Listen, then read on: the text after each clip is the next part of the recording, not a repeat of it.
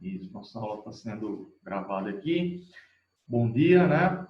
Sujeitos aqui, indivíduos. Professor Tiago aqui na área. Hoje nossa aula de filosofia. A gente está no caderno 3. A gente está no capítulo 5, tá? O título do capítulo aqui é a Filosofia Moderna 2. Hoje a gente vai falar sobre os contratualistas, sobre os filósofos do contrato social, tá certo? Na verdade, era para a gente falar também sobre o idealismo alemão, um pouco sobre Hegel, sobre o Kant, mas, enfim, eu penso que não dá tempo, e aí a gente retoma essa aula numa próxima oportunidade. Mas, para falar dos contratualistas, a gente tem tempo sim, certo? Então, vamos começar aqui, tá certo? Todo mundo, por favor, gente, com o livro em mãos, que ao final eu trouxe aqui, lá no livro, aquela seção praticando, onde a gente vai tentar desenvolver duas questões. Tá certo? E olha só, eu queria começar dizendo assim, né? A gente tem duas certezas, né? Dica para o Enem aqui. A gente tem duas certezas na vida, tá bom? Uma é que um dia todo mundo vai morrer. Olha só que triste notícia. E a segunda, gente, é que os contratualistas vão cair no Enem. Então, essas são as duas certezas que a gente tem. Principalmente o John Locke. Esse sujeito, né? Toda prova do Enem, basicamente, ele comparece. Então, são duas certezas, já fica atento aí e atento aí nessa dica aí para o Enem, tá certo? Tem admitindo pessoas aqui. Olha só,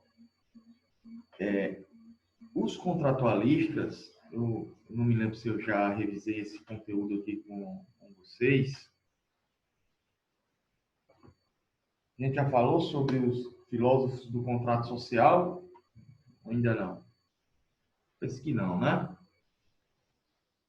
Mas, enfim, esse termo, os filósofos, né, contratualistas, ou os filósofos do contrato social, vão fazer uma referência, tá certo? A justamente um acordo quando a sociedade ela deixa de ser aquela sociedade, enfim, primitiva e passa a se tornar uma sociedade organizada por um líder, por uma instituição, tá? E aí eles firmam um pacto, eles firmam um acordo para que todos concordem com que alguém ou alguma instituição as governe, tá certo? E isso estabelece as leis, estabelece as ações de convívio, a harmonia através desse contrato. Por exemplo, a Constituição é uma espécie de acordo, né, de contrato. Se você infringir a lei, você vai ser penalizado. Então, por isso que chamam os filósofos do contrato social. E aí, ó, anota isso que é muito importante. Nós temos três importantes filósofos que vão discutir o contratualismo, ou o contrato social, essa teoria, tá? Em primeiro lugar, é o Thomas Hobbes. Em segundo, nós temos o John Locke, tá certo? E por último, nós temos aí o Jean-Jacques Rousseau, né? O Rousseau, tá bom? Então, a gente vai trocar uma ideia, falar principalmente sobre esses três. E, se eu não me engano, tem duas questões lá sobre o Locke para a gente fazer elas aí. Certo? Ok? Então, vamos lá. Vocês podem acompanhar no livro, mas, assim, tudo que eu estou falando aqui tem lá no livro também. Vai só marcando alguma coisa, pontuando. Vamos lá. Desses três que eu falei para vocês aqui, o Hobbes, ele é o mais, assim, antigo deles, né? Ele é o mais... o que participou de um momento histórico mais pretérito, né? Ele, por exemplo, defendia o absolutismo. Ele estava falando aqui do regime monárquico, né? Onde nós temos um rei, certo? Que governava e comandava tudo, tá? Ele é autor, né, de uma importante obra chamada Leviatã, publicada lá no século XVII, volta aqui, 1651, né? A obra faz referência a esse ao monstro bíblico, tá? O Leviatã, para representar o poder absoluto, tá certo? E soberano do rei. Então, ele defendia, assim como Maquiavel, que eu penso que a gente já falou sobre ele também, defendia a monarquia absolutista, o chamado Antigo Regime, tá certo? E aí, o que é que acontece? Quando a gente ouve falar em filósofo do contrato social ou contratualismo, o que a gente tem que ter em mente é que ambos partem de uma leitura, tá certo? Onde eles concordam que existe um estado de natureza. A sociedade ela possui um estado natural. Todos vão falar sobre isso, estado natural, que é basicamente, né, a natureza humana era aquele estado anterior a essa sociedade organizada, anterior à civilização. Tá? Então, imagina a sociedade não civilizada, é o estado de natureza. Olha só, para o Hobbes, a natureza humana, esse estado de natureza, ele chamava de estado de guerra. Ele acreditava que o estado de natureza das pessoas era um estado de guerra porque, na sua essência, originalmente, né, as pessoas elas eram egoístas, elas eram más, elas eram perversas, elas eram mesquinhas, elas lutavam pela sobrevivência, tá? Então, é um estado de guerra, de caos. Ele defende esse ponto de vista aí, tá certo? E, obviamente, por ele ser absolutista, né, defendia essa forma de organização para que a sociedade pudesse viver em paz, viver em harmonia, era necessário o quê? Um rei absoluto, um rei que tivesse o poder soberano. Tem pessoas entrando aqui na aula. Então, ele defendia a monarquia para que o governante pudesse, assim, né, impor leis, mecanismos para que pudesse tirar a sociedade, né, desse estado perverso, desse estado de guerra, desse estado egoísta, né? Tá certo? Essa mesquinhagem, esse estado do caos que a sociedade, antes da civilização, ela pertencia. Então, para o Hobbes, tá? É necessário um poder maior, um poder que vai governar essas pessoas e colocar ordem nessa civilização que vive em estado de guerra, certo? E como é que se faz isso? Através de impacto social.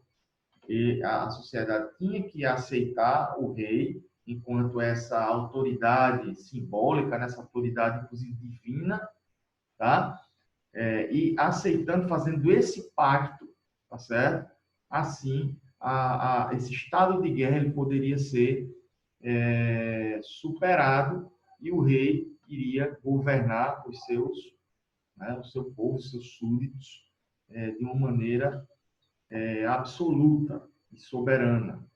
Bom, então ele foi criticado aí, em seu tempo defendeu o absolutismo, mas era essa maneira, né, que ele achava adequada, a sua concepção filosófica achou adequada para tirar a sociedade desse estado de guerra, esse estado natural, que era um estado perverso, egoísta. Então, para o Hobbes, a sociedade era má, era perversa, e para que elas não entrasse em conflito, né, entrasse em guerra e acabasse, era necessário um rei forte, absoluto. Né? Então, as pessoas elas iriam se privar da liberdade, faziam esse pacto, né, para poder assumir uma civilização. Por isso que eu quis colocar. Tá bom? Estão conseguindo acompanhar? E isso se chama um contrato social. Tá bom? Se a gente, por exemplo, pegar uma comparação para o que a gente tem hoje, a lei, a própria lei é um acordo, né, que a gente faz, né, para que alguém governe, para que não haja o caos.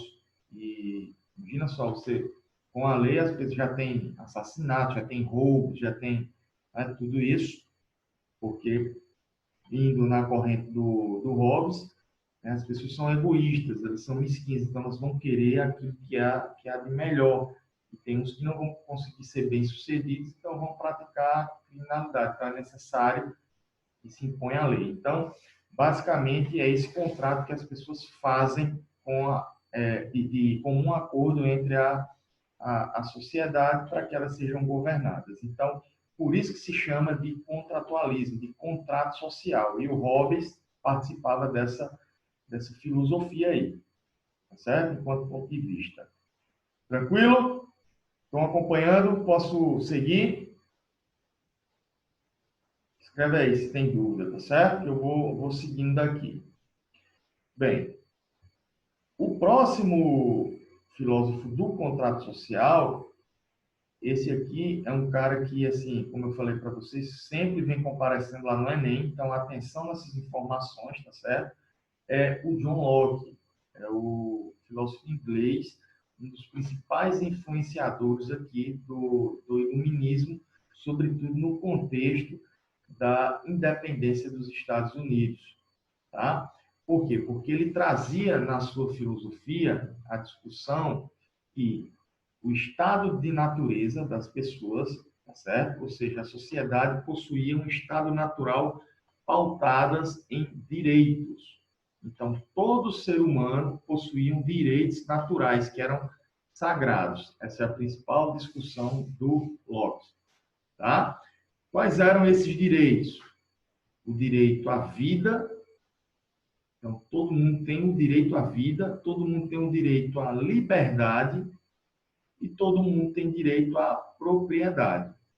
Tá certo? Então, por esse ponto de vista, os princípios da revolução que aconteceu durante a formação das 13 colônias norte-americanas, né, durante o processo de independência dos Estados Unidos, era para tornar independente os Estados Unidos da Inglaterra sobre esses princípios, porque todos tinham direito à liberdade, todos tinham direito à propriedade, a um novo, né, território, a um novo continente, o continente americano, as colônias que se formaram lá na América do Norte. Então, ele foi um iluminista, certo?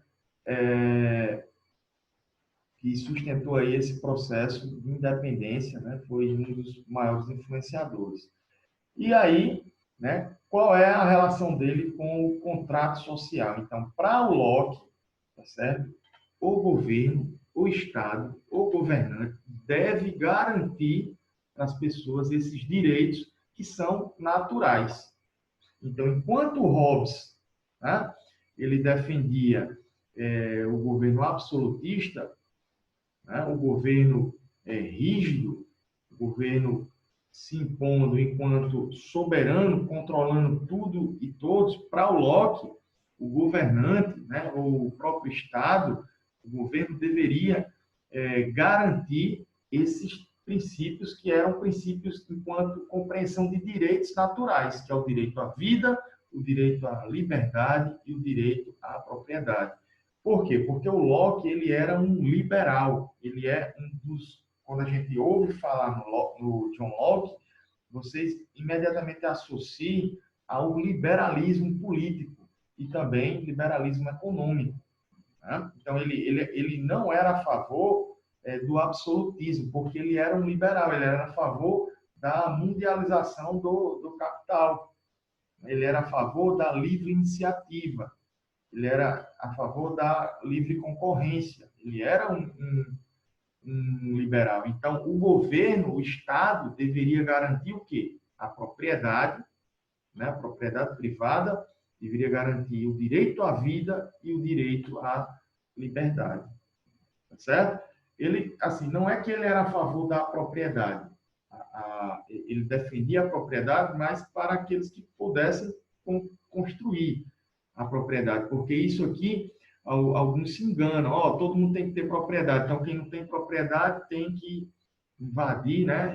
Ou ocupar quem tem propriedade. Não é isso. Você consegue construir patrimônio, consegue ter propriedade, o Estado tem que garantir esse direito. Né? Então, ele era um liberal. Essa é a principal discussão do John Locke, tá certo?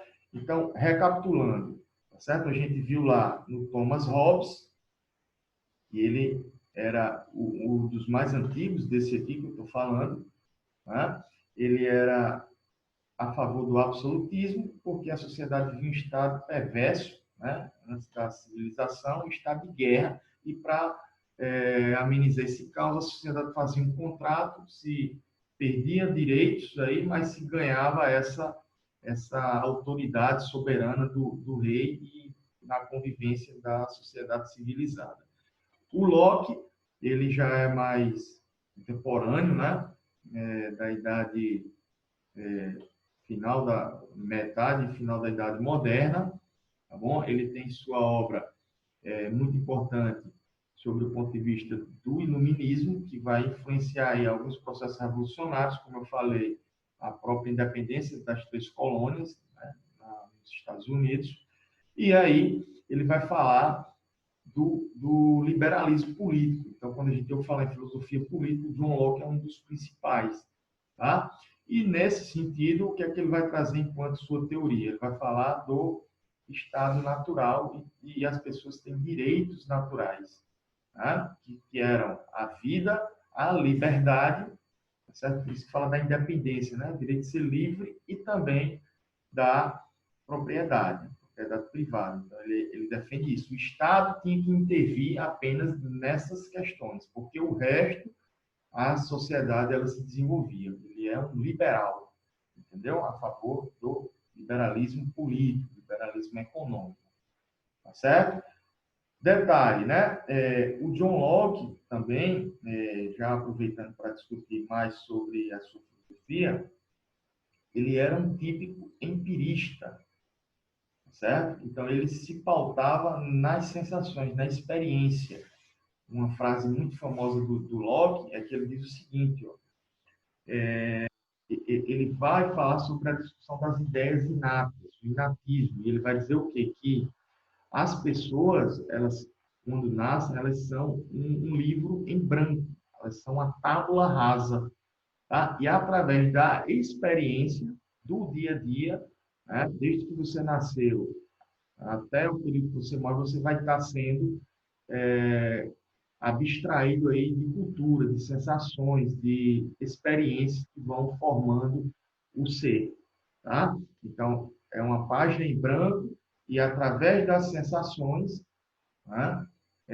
Através das experiências do empirismo, do empírico, né? Da observação, das sensações dos órgãos, né? Do tato, do olfato, né? Da visão, do paladar e por aí vai, as pessoas vão adquirindo, ou seja, através da experimentação, por isso que ele é um empirista, né? Da experiência, vai construindo a sua essência, tá certo? Então, essa é a perspectiva da lógica do Locke. Deixa eu me lembrar até que horas é a nossa aula, meu Deus. 19h20, não é isso? Minha nossa, passa muito rápido. Até 9h20, não é isso, gente? Nossa aula. Vou adiantando, tá certo? Ó, e o último contratualista, a gente tem aqui o Jean-Jacques Rousseau, certo? Esse aqui ele vai se diferenciar, principalmente, ele vai se diferenciar dos dois, né? Porque ele não é um liberal, tá certo? E ele não concorda com o absolutismo. Então, ele vai causar um impacto muito grande na Europa, principalmente enquanto um influenciador. Ele também é um iluminista, né?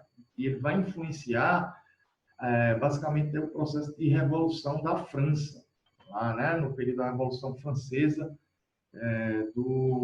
da era napoleônica, do Império de Napoleão Bonaparte. Porque, diferente de Thomas Hobbes, ele já vai dizer que o seguinte, ó, a sociedade ela não é perversa, né? Ou seja, o estado de natureza, o estado natural, tá bom, das pessoas, antes de formar a civilização, é bondoso. As pessoas elas são bondosas, elas são amenizadas, né?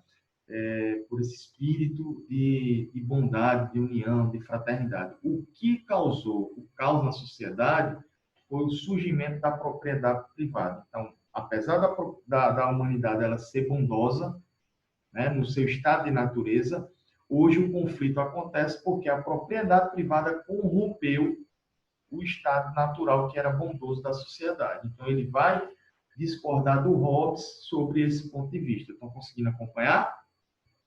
Tá? Então, o que é que ele traz na sua pauta? Ele diz que o governo, certo? Ele deve ser para atender às necessidades do povo. Então, o governante tem que estar disposto, tá certo? A atender, tá certo? Às necessidades do povo. Quando o povo manda, o governo obedece. E isso foi um processo que, enquanto iluminista, enquanto influenciador dos processos de revolução, ele traz esse cunho, né, de revolução socialista, de revolução comunista, o Jean-Jacques Rousseau, importante influenciador, né, dos direitos, né, de igualdade, liberdade e fraternidade.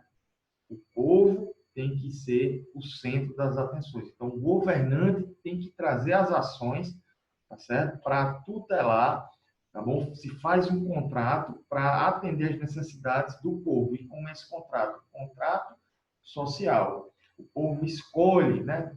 Ele fala muito da democracia. Então, é o modo de convívio que a sociedade civil organizada deveria se estabelecer através de uma ação democrática, tá certo? E aí o governante deveria atender às necessidades do povo. Tá? É basicamente o que a gente tem hoje aqui no Brasil sem a corrupção. Tá certo? Era isso que pregava basicamente o Jean-Jacques Rousseau. Seu contrato social era para que atendesse à vontade geral. Ele chama de vontade geral, atender às discussões postas aí pela maior parte das pessoas, entender as necessidades da população. Ok? Então, recapitulando para o Hobbes, né, o homem é perverso, o estado de natureza é de guerra, e aí era necessário um rei firme, forte, absoluto, para amenizar isso aí. O Locke dizia que não, que ele era um liberal, que o Estado ele deve garantir a propriedade privada, a liberdade e o direito à vida, e o resto da sociedade desenrola.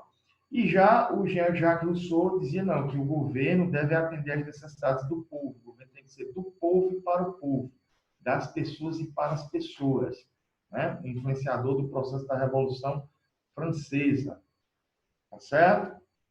Então, basicamente, essas são as diferenças aí, características desses principais sujeitos, que são os teóricos, né, do contrato social, ou conhecidos como os contratualistas. Na nossa próxima aula, a gente vai trazer um pouco aqui sobre o idealismo alemão, a gente vai falar de dois importantes filósofos modernos, tá? Que é o Immanuel Kant, tá bom? O Kant vai falar das questões dos juízos sintéticos, dos juízos a priori, enfim, eu tenho que discutir isso com vocês, explicar melhor, e também da dialética do Hegel, né? A discussão hegeliana, e também sobre o Arthurzinho, né? O Arthurzinho Schopenhauer, esse aqui mais contemporâneo, né? O Arthur Schopenhauer, um importante filósofo aí dessa, digamos assim, geração contemporânea, tá bom? Nasceu na região da Prússia, né? Onde antigamente onde hoje é o atual território ali da fronteira da Alemanha com a Polônia, tá bom? Então, isso aqui não dá tempo hoje, a gente vai desenvolver na aula da próxima semana. E aí, gente, todo mundo, por gentileza, para a gente desenvolver umas questões. A gente tem ainda uns 5 minutos aqui, tá certo? Lá na página 78 tem a seção Praticando, que a gente vai falar sobre duas questões aqui que eu separei sobre o John Locke. A gente tem a questão 1 e a questão 3, que falam do John Locke, tá? Ele é um dos mais importantes, por isso que eu selecionei elas. A questão número 2 vai falar sobre a dialética de Hegel, mas a gente não viu isso na aula de hoje, a gente desenvolve ela na aula da semana que vem, ok? Então, antes da gente falar sobre as questões, eu queria saber de dúvidas. Vocês estão conseguindo acompanhar? Conseguiram entender aí? Escreve aí para mim se está tudo de boa, se tem algum ponto que eu preciso Sim, voltar. tudo certo. Tudo certo? Ótimo. Alguém tem dúvida? Vou seguindo, tá? Se quiser que eu contemple mais alguma coisinha aqui, se for rápido, dá para... Se não, fala comigo aí depois que eu ajudo mais. Vamos para as questões então, tá bom? Olha só, lá na página 78, tem a seção praticando, aí tem a número 1. É um texto aqui do Locke, né? E diz assim, ó, se todos os homens são, como se tem dito, livres, iguais, independentes. Lembra que ele falava, né, do direito à vida, à liberdade, tá? Então, são independentes por natureza, ninguém pode ser retirado deste Estado e se sujeitar ao poder político de outros sem o seu próprio consentimento. Então, aqui ele está falando da questão dos direitos, né? Ele influenciou no seu texto o processo de independência dos Estados Unidos. Então, você vê que tem todo um cenário aí de libertação, né? De emancipação. Eu não vou ler o resto, a gente vai logo para o que segue aqui. Então, diz assim, ó, com base no texto e nos conhecimentos sobre o contrato social em Locke, considera as afirmativas a seguir. Então, vamos entender aqui o que tem de especial nessas afirmativas. Vamos primeiro pela afirmativa 1. A afirmativa 1 diz assim, ó, o direito à liberdade e à propriedade são dependentes da instituição do poder político. Isso aqui é correto ou é incorreto, gente? Olha só, isso aqui é incorreto. Sabe por quê? Porque para o Locke, né, o direito de propriedade e da liberdade faz parte daquilo que ele chama de direitos naturais. Então, independe da autoridade, tá certo, do governante. Então, o direito à liberdade e à propriedade são dependentes da instituição. Não, são independentes. São um direito que as pessoas já nascem com ele. O Estado tem que garantir isso. Então, essa daqui está incorreta. Certo? Vamos ver lá a preposição 2. Diz assim, ó, o poder político tem limites, sendo legítima a resistência aos atos do governo se estes violarem as condições do pacto político. Isso aqui está correto. Por quê? Vou explicar. Lembra, né, que eu falei para vocês que é dever do Estado garantir os direitos naturais? Então, se o poder político, né, tem que ter esse limite. Ele não pode, por exemplo, aprovar leis que acabem com a propriedade. Né? Então, por isso que está correto, porque a propriedade é um direito natural do Locke. Então, também está correto aqui.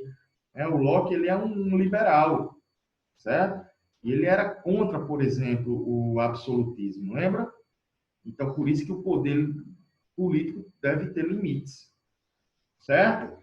A preposição número 3 diz assim, ó,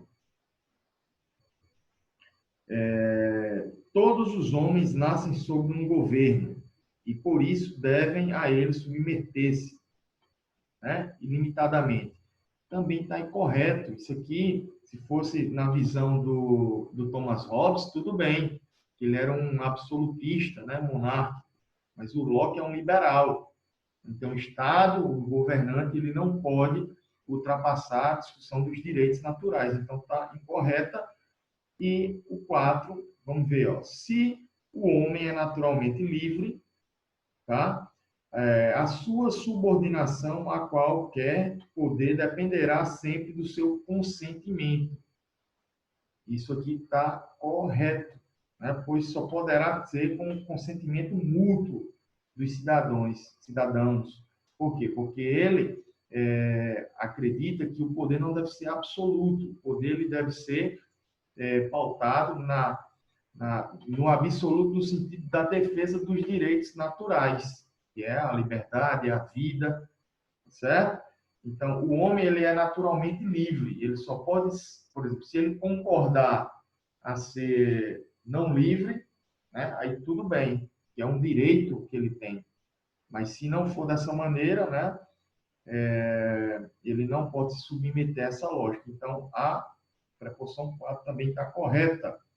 E, desse ponto de vista, nós temos aqui a letra C como alternativa correta.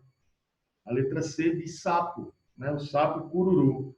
Beleza? Então, gabarita isso aí. E para a gente fechar, aqui o nosso tempo está acabando, já apareceu uma mensagem que vai concluir aqui. Nós temos a questão número 3, tá certo? A questão número 3 é sobre um texto do Jean-Jacques Rousseau, tá bom? Eu não vou ler aqui, eu só vou gabaritar para vocês. A alternativa correta aqui é a letra D, tá certo? E diz o seguinte, ó, para vocês lerem um texto, e vai com base no texto e nos conhecimentos sobre o pensamento político, Rousseau é correto afirmar. Rousseau faz uma crítica ao processo de socialização por ter corrompido o homem, tornando ele egoísta, mesquinho com seus semelhantes. Então, lembra que, para o Rousseau, o estado natural, o estado de natureza da humanidade é bondoso, porém a propriedade privada corrompeu, né? O tornando o homem, a sociedade, egoísta. Tá certo? E aí veio todos os problemas, toda a disputa pelo poder. Tá certo? Então, essa é a concepção do Jean-Jacques Rousseau. Beleza? Então, a resposta correta, gabarita aí, letra D. Tranquilo, turma? Beleza? Tudo certo com vocês aí? Dúvidas? Conseguiram compreender as questões? Não vai dar para comentar as outras? A gente desenvolve na próxima aula, ok? Beleza? Perguntas? Bem, se não tem mais perguntas, eu acredito que vocês, então, eu julgo que vocês entenderam, tá certo? Reforcem a leitura, tá certo? Desse livro e fiquem atentos no sistema que vai ter questões aí para vocês desenvolverem. Vou para a próxima aula aqui, tá certo? Então, um forte abraço para vocês e a gente se fala na próxima semana e aproveitando, né, um feliz dia dos estudantes aí para todo mundo, né? Que foi ontem e eu só estive ao vivo com vocês aqui hoje. Beleza? Então, tudo de bom. A gente se fala na próxima. Tamo junto aí, galerinha. Valeu, hein? Os.